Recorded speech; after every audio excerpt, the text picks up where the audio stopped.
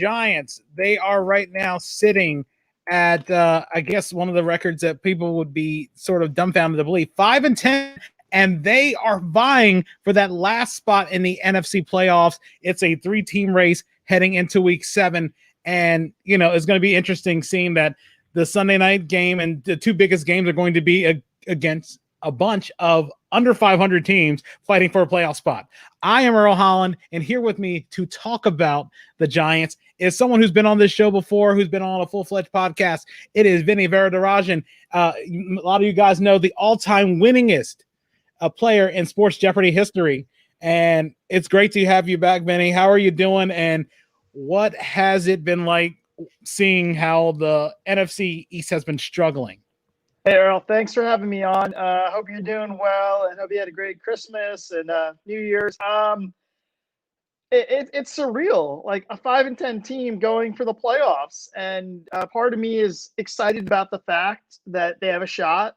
Part of me is also like, oh my God, this is a terrible decision, because if they go to the playoffs, they will think that what they're doing right now with the GM is in the right direction. And I think if you poll most Giants fans, I think the biggest problem that they have right with the team right now is a direction under Dave Gettleman. And so does a potential playoff berth guarantee that Gettleman stays another year and has another draft and does it again? Because I think all Giants fans are pleasantly surprised at Joe Judge. I think most people are like, who is Joe Judge? And, another Belichick assistant, how many of them actually succeed in the NFL? And, to everyone's credit, like, he's had the team playing hard. Even in their early losses this year, they were competitive. A touchdown or 10 points less. They were in every game, except for the last 3 games. It's been a pretty bad slide, but also Daniel Jones is hurt. So, that's another thing. A lot of, especially with Dwayne Haskins, I think Daniel Jones and Dwayne Haskins are kind of joined by the hip based on the decision a couple of years ago for the Giants to draft Jones over Haskins. How long have you been a Giants fan, and really what drew you to them?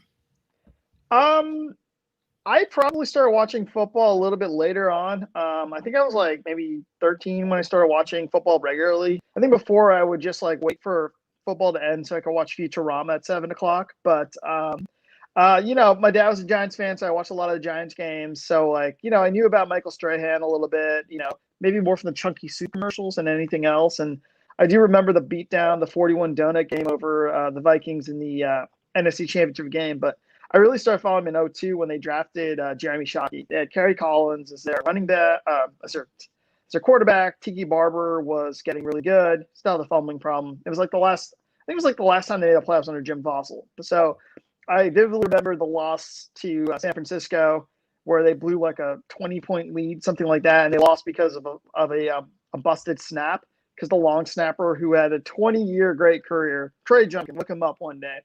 He had like a very good 20-year career, which means nobody knew who he was, because a long snapper is usually infamous, not like known in a good way. He came out of retirement for that one playoff game because they were out of long snappers, and he messed up 2 snaps, including the final snap for a game-winning field goal. Giants were supposed to get pass interference on that, but the refs didn't see that. And so instead of getting a re-kick, they lost the game, and that was like the final game with, I guess, the 49ers with T.O. and Steve Mariucci. So it goes back to 2002. So luckily, I got to see the whole Eli Manning era.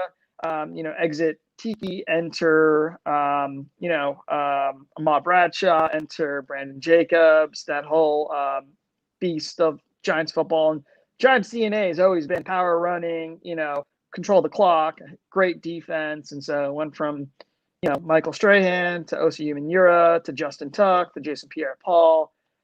So yeah, it had some pretty good years. So I guess for a Giants fan, it's not bad to have 2 Super Bowls, relatively recent last 15 years.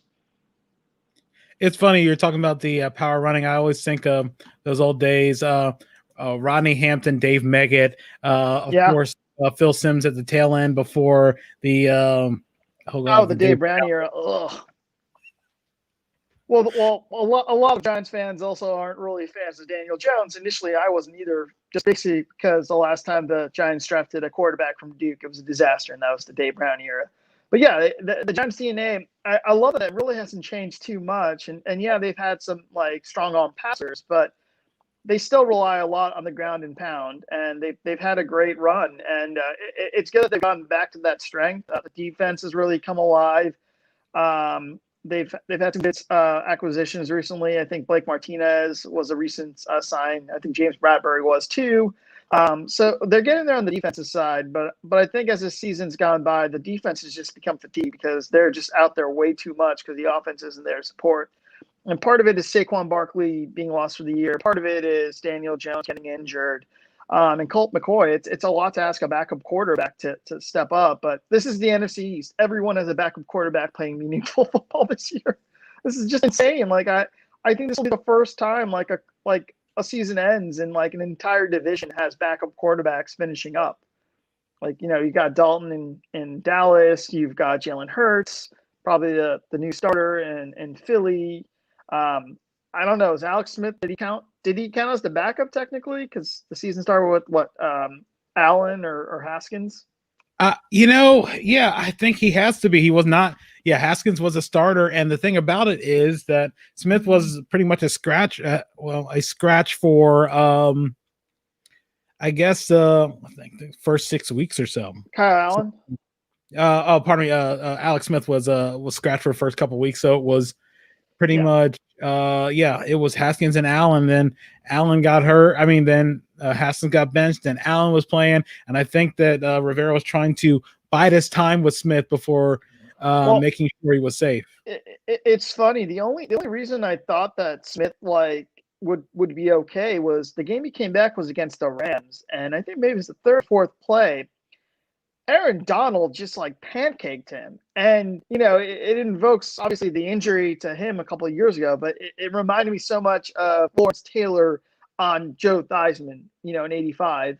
And I think even the announcers and Ron Rivera, everyone was for a few seconds after the sack, everyone just was motionless. Everyone's like, oh my God, please get up. And then Alex Smith got up. And I think that was the best thing that happened to Alex Smith, at least in game, is that he just got sacked by the defensive player of the year, or, one of the best defensive players, in the league, Aaron Donald. And it kind of showed that he really is back. Because I think that's what it took for a lot of Washington fans to be like, hey, Alex Smith is back. And, the game he played against Pittsburgh was flawless. He even stole 3 points by stealing the kicking ball. I think it's shown that Alex Smith is back. But, that's the thing too. As a Giants fan, as much as I want to see them in the playoffs, I think it's just not the year for them. I just think that they have no chance in the other rounds. Not to mention, I would think it would be great to see. It'd be great to see Washington after everything that happened with Ron Rivera, obviously with just in the last week with Haskins, and of course Alex Smith if he can make a start. And I would think that Washington has a better chance.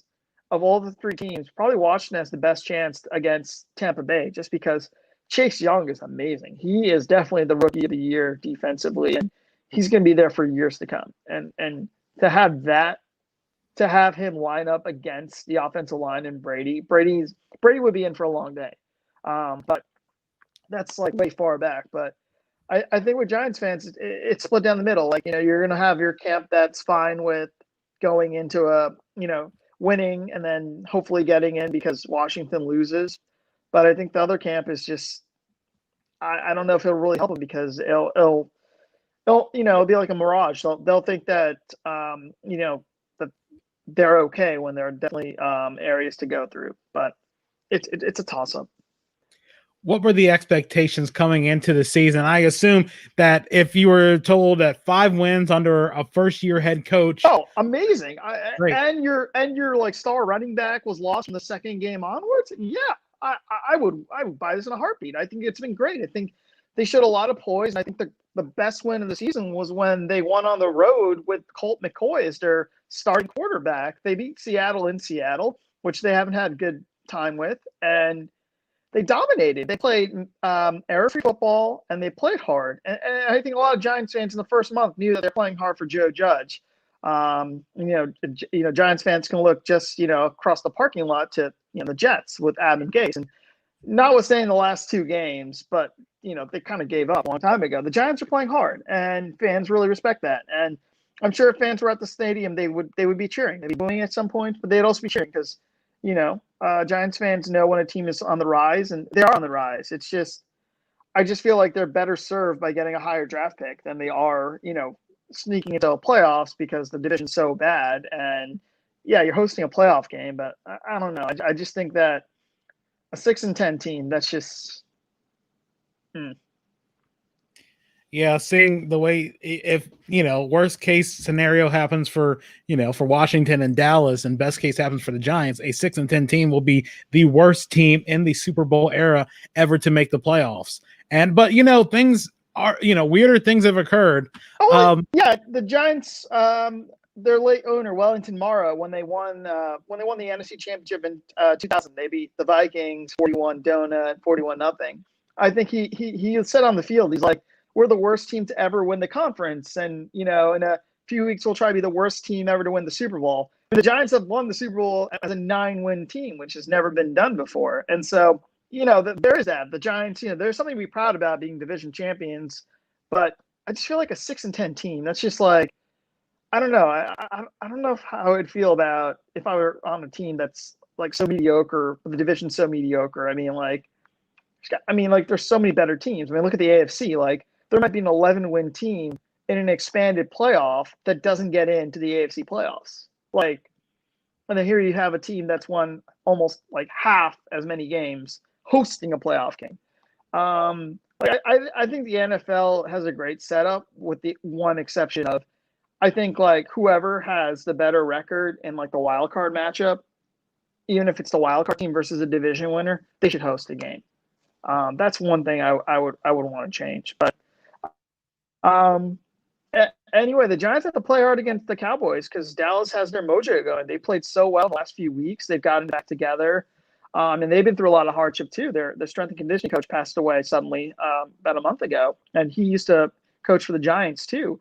And so they're playing very hard, and they lost Dak, and Andy's gone through COVID, and he is now playing as best as he is, and he's playing for a contract next year with some other team too. So even as the Giants fan, I don't even think the Giants are the favorite against the Cowboys. So they got to obviously win, but it doesn't matter in the end unless, if Washington loses. So the Giants are going to play hard because it's a division rival in Dallas. And as the Jets proved, like, no one's going to tank on the outside. Like, the men on the field are going to play their butts off because they may not be part of the team next year. They're auditioning for their next job. And so the Giants will play hard against the Cowboys, and I'll be happy with that result, whatever happens. Was there a point you felt optimistic about the Giants' chances winning the division and making the playoffs? Definitely the Seattle game. I think the Seattle win put them like 5-7. I think they had a bye week, and so they're 5-7. They had the tiebreaker against Washington, and sports talk radio was getting slow, and everyone was like, start spreading the news. New York, New York. I think that also reasonably, like, most people believe that they had a horrendous road trip ahead where they played the Cardinals, they played the Browns, they played the Ravens, and I think they got beat by all of them, and then they played Seattle. So Seattle was like the one team, like, they had to win one of those games to stay relevant, and they ended up doing that. So that was like the high point of the season. If they do I don't know if NFL Film still does those like team yearbooks, but like that would be the high point. But now they have to play Dallas, and Dallas is a much better team than when the Giants played Dallas, at the beginning. Because I think the Giants played Dallas when Dak Prescott got hurt. I think that was the game. So much has changed with that team, and they're now playing to the strengths of Andy Dalton. So I think the Giants, after Seattle, maybe it was too high of an expectation, but I think all the Giants fans were proud that they were playing hard. I think that you can, without a doubt, you can say that. I mean, they're just not a good team, and that's why I just don't think they should even be in the playoffs, because they're not a good team. But that's not to say they didn't try hard, and they're working towards that goal. At what point did you feel this team is not making the playoffs? Honestly, I think like the next week, I think Joe Judge made one lapse in judgment. I think, no pun intended. He started Daniel Jones when he was still hurt instead of Colt McCoy during a game, And I think that set the Giants back a little bit. But I also know Joe Judge. Joe Judge knows the team has flaws. I think the Cleveland Browns game was a really good example where he knew that the team was outmatched. So he's like, we have to be aggressive. We have to, play fire with fire, which was like, instead of taking the points from a field goal, they're like, we have to go for it because we're going to get destroyed on the offensive side with the weapons that they have. So I think maybe in the last 2 weeks, especially the Ravens game, I think they lost like 45 to 20 or something. But they've been outmatched, but that's okay. I mean, that was expectation. Like the fact that the Giants are playing a meaningful game in their last week of the season, it's more than anyone could have asked for. And I think the franchise is heading in the right direction, but I think they really need to evaluate the GM. I think that's a big thing. And I'm just hoping that this, last couple of weeks where they are doing well, that doesn't get into the Giants ownership where they decide, they really thrive on stability in the Giants. Like they don't generally change front office quite a bit. Ernie, of course, he was there for 10 years, Jerry Reese for 10 years. Dave Gettleman's been there for 3 years. So I don't know if they are going to make the change, but I do think that would help to have a younger GM who's more in touch with Joe Judge as well. And they can maximize their roster. Looking at the playoffs, if the Giants make it in, who do you think they match up well with? I like to say Seattle because they beat them, but I also know that Seattle, like a lot of teams, that was a trap game where Seattle didn't respect their opponent.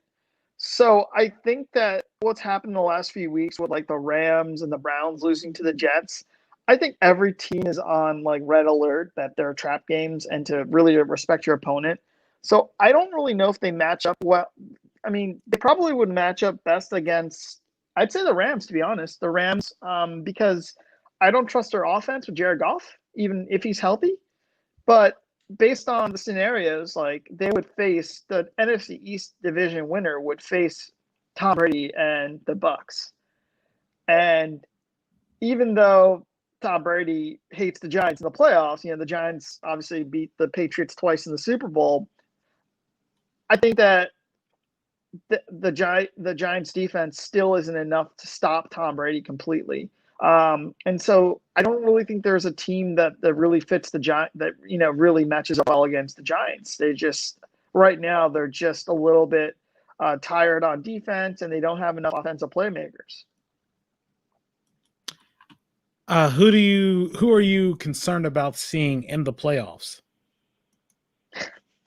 I would say every team. I think just realistically the Bucks, because that would be the team they would face first, and then if they somehow got through the Bucks, I don't know who would they play next. Maybe Green Bay, but I really think like every team right now, because the Giants defense can only hold for so long, and I think maybe if you have a fully healthy Daniel Jones and the running is there, he can throw the ball, but he just needs to be more accurate. But also, he hasn't been helped. Like Evan Ingram he dropped a couple passes. And so I just think that all cylinders need to be going for the Giants to have a chance. And with the exception of the Seattle game where they literally played mistake-free football for 60 minutes, I don't see that happening. And that's not anything against the Giants. I just think the talent level isn't there yet. And, next year with hopefully a high draft pick, hopefully 100% Saquon Barkley. If he gets back to, if he doesn't get back to 100%, if he's like 75% of the explosive running back he was before the injury, the Giants their offense really changes because they have a lot more play actions. They, the defense will be more on the run. They'll give Daniel Jones more opportunities to pass or even to run the ball himself. So I think right now it's not looking good for the Giants in the playoffs. Do you think that if Saquon Barkley didn't go down so early, that basically the Giants could run away with the division? Or do you think you mean 7 wins? That's possible. I think it's possible, but I also think in a weird way that helped the Giants because a lot of players have to step up. And so, it's good to see Alfred Morris playing again. I mean, I miss the days of him driving his Mazda 626, it stepped up for a lot of other players. I think also the offensive line got a little bit more of a wake-up call, like, hey, we have to create bigger holes, and so maybe that's a bigger helpful. And then Daniel Jones, I think in a weird way, this helped his maturity a little bit better. He's still making mistakes, but I did notice, like, after they lost a couple of really close games where Daniel Jones, like, he was trying too hard. He was making the mistake of trying to save the team on every down instead of throwing the ball away, live to fight another down. He was making those mistakes in the beginning of the year, and he's really curved down. Unfortunately, the injuries like popped up around the same time he started getting it. So I think in a weird way, Saquon's injury did help the learning curve for Daniel Jones. Like sink or swim. Yeah, I think not having the security blanket of just handing it off to him, that normally you got to develop your game and just you can't rely on him that much anymore. But looking at the Super Bowl prediction, who do you have coming out of the AFC? Who do you have coming out of the NFC? What is the final score and why? Okay, first of all, I really think they need to put the AFC and NFC logos back on the Super Bowl end zones. I noticed they've gotten away with it, so they need to go back to tradition, have the A and the N on the end zones. But for the American Football Conference, I still think it's Kansas City's to lose. Obviously, this is the year where the first round bye only goes to the number one team, and the Kansas City Chiefs got it. I do think they're going to have to play Patrick Mahomes at least one half of the game so they don't get rusty, because I know last year they were humbled by the Texans. They were down like 20, 24 points before they got their engine running. I don't think they'll make that same mistake again. And nobody can stop Tyreek Hill. I think he's just the quickest receiver out there. If they stay healthy, it's theirs to lose. And I don't think any team in the AFC, Buffalo maybe, but Josh Allen has to prove he has some demons he has to fight, because he played. I think he was the worst quarterback I ever saw in a playoff game, was Josh Allen, like last year against Texans. He literally threw the ball to he made Neil O'Donnell look like Joe Montana. I don't know if you get the reference, but he was that bad.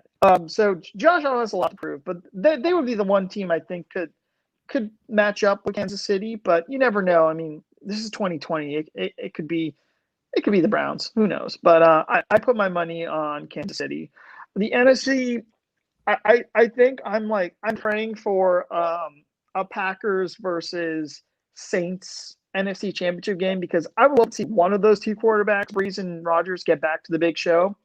But the wild card is Brady, I think, because first of all, New Orleans, they're likely not getting the number one bye. I think it's probably going to be Green Bay. I know that has to be Chicago, and Chicago has played themselves into a wild card, but I still think it's going to run through Green Bay, and I think that the bye is going to help this year, just because it's one team getting the bye. So I'm going to say the Packers, but the caveat is whoever gets that number one pick, I think in the NFC, is going to get it. And I think as good as Tom Brady is, and I never count Tom Brady out until the clock strikes 000, I don't know if it's enough to win 3 games on the road, because Tom Brady, if you look at all his success in New England, he's always had the first round bye in the Super Bowl years.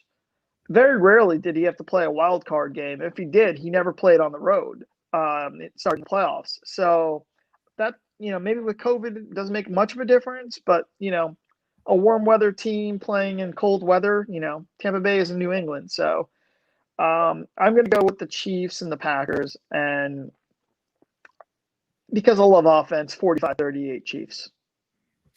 Do you think COVID plays a little havoc in the playoffs? Somebody acts reckless and gets their whole team in protocol and changes the outcome of a game? I do, but I also think that in a weird way, Dwayne Haskins' situation has really resonated with teams. I'm sure every team sends a memo being like, "Don't be like Dwayne. Go to a virtual strip club. Don't go to a strip club." Also, by the way, what strip club is open in the DMV? Because I thought everything here was PPE required. Where in the world did Dwayne Haskins go in the DC area? Was it Maryland or Virginia? Where in the world did he go that he was able to do that? I mean, somebody you can call and they'll just go there. So that's what it sounded like. They were there in the hotel. The strippers were there in the hotel, but I assume that they're a traveling business. Well, the funny thing is, on the side, if you ever get a chance, go like YouTube, like GQ, Dwayne Haskins, and they did this series of NFL players how they spent their first $1 million. I don't think I don't remember seeing strippers in there. So he did save most of his money though, which is good for him. But He'll need yeah, it. but I think that experience has probably put it really made the importance of just going into a bubble, locked up in a hotel, so be it, and get it done. But I think the Super Bowl's in Tampa Bay this year, so I don't know if the players are going to have they might not they might even just do it to the point where the players just arrive like a day or two before. They may not do the whole media week and that whole experience just for that reason, to avoid the contact and things like that. But yeah, COVID's going to play a big role. People on the practice squad, and what happened with Denver this year, where they had to no quarterbacks. And the Browns had no receivers. So I think a lot of teams have, in the playoffs too, have been through COVID, like the Steelers, the Ravens, etc. So I think every team is battle tested, but they'll be ready. But going back to what I think helps the Giants next year too is, with a lot of teams, there are quite a few players who opted out this year. And so thinking is, if they do come back in 2021, that makes your team already stronger. So, there's hope, but I still think it's going to be Kansas City and Green Bay. Has there been no bigger city that's been hit by tourism business than Tampa Bay? You lost WrestleMania, you're losing basically people in the Super Bowl, and you lost out a chance to have something in the World Series. I mean, who else could have a bigger loss than that? Maybe LA, but I don't know. I was going to say Toronto, because all their teams are playing in the United States. I mean, the Blue Jays played in Buffalo, and I think Tampa's actually, well, there you go. The Raptors are helping Tampa out by playing in Tampa. So, yeah, it's a good point. I guess you can make all the jokes that the Rays weren't, they didn't have high attendance anyway. But, I thought MLB did a great job, by the way, with the bubble. I think that was a good idea. I just hate the fact, though, that they wanted that Texas stadium to host because Texas allowed fans in, which I still don't think is a great idea. But what are you going to do? I will say it would be really cool. I don't think it's great from a health perspective, but I think it'd be really cool if they do end up allowing some fans into the Bills stadium to see the Bills Mafia. I don't know if you can socially distant, cable or something, field especially. This is a year to celebrate, and they're gonna have to do it at home, and there's gonna be a lot of ER visits from the Bills Mafia. Before we wrap this up, and I really do appreciate you being a part of this interview, what are ways people can reach you on social media, especially to talk about the Giants? And I know, especially big game coming up. How can people reach out to you? Yeah, no problem. I'm not as good as I used to be on Twitter, but I am Exit130 on Twitter. Also on Instagram, VinnyV09. But yeah, I mean, Twitter's probably easier because Exit130 is easier to say. But yeah, I'm trying to get back into Twitter. I think it's kind of let go. But I appreciate you having me on your show, Earl. It's been fun to listen to your podcast. I'm really happy for you. I know 2020 has been mostly a down year for everybody, but I hope you've had some happiness come this way. We need a little bit of a light in a year of darkness. So I'm hoping good things for you in 2021, Earl. Honestly, I'm hoping for Washington to win the NFC East. So, it would be nice. I think everybody would be. Yeah, no, it's gonna be fun. I mean, look, it's a distraction this year for the playoffs. I'm looking for distractions. I'd like to watch the playoffs. I can't wait to watch the Nickelodeon version of the NFL playoff game that CBS is doing. So I want to see slime or something like that thrown on a player. So there's not much to look forward to, but at least there's some stuff. We get 3 wild card games on a Saturday and Sunday. So it was funny when I saw that and everybody talking about Nickelodeon hosting an NFL game. I'm thinking, hopefully that joke about Dave Chappelle showing up on Animal Planet really comes true, because that would pretty much make the rest of this disastrous year. You never know. We still have 2 more days of this year, so let's hope it works out. Before I get going, Earl, who did you have for your Super Bowl picks? Honestly, it was probably going to be Kansas City and Green Bay. I honestly have been so removed from it. I doubt that anybody else has a chance. Pittsburgh, I thought, was going to probably be the heavy favorite until that 3-game slide. And, Baltimore showing their mortal, and in the NFC, unless Seattle just comes out of nowhere, I think it's going to be Green Bay, Kansas City, and probably Kansas City is going to repeat. I mean, it'd be nice to have the Super Bowl 1 and 2 rematch. We were hoping that it was going to be, last year, but, sometimes people have to, like Kenny Mayne would say, these games are not played on paper, they're played inside TVs. And don't forget, you still have a chance to have Tampa Bay host a playoff game for the Super Bowl. They might go to the Super Bowl because you never count out Brady and Gronk.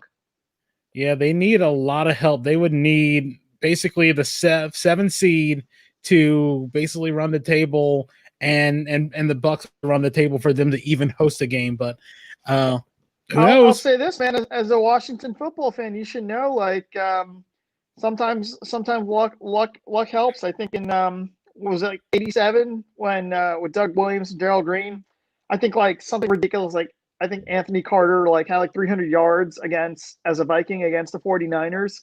So, Washington didn't have to face the 49ers in the playoffs. They faced the Vikings, and they were able to go to the Super Bowl. So weird things have happened, Jacksonville beating Denver, things like that. So you never know.